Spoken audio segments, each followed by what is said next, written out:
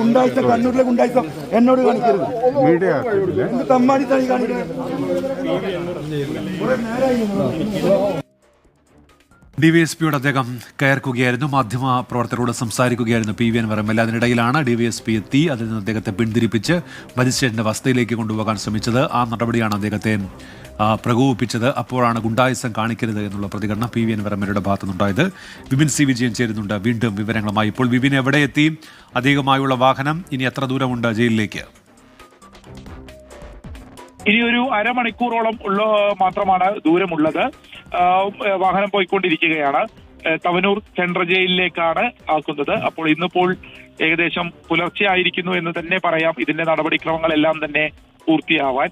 അപ്പോൾ ഇനി നാളെ ജാമ്യത്തിനുള്ള കാര്യങ്ങളിലേക്ക് കടക്കും എന്നുള്ളതുമാണ് അറിയിച്ചിരിക്കുന്നത്. അപ്പോൾ രാവിലെ തന്നെ അതിന്റെ നടപടികളിലേക്ക്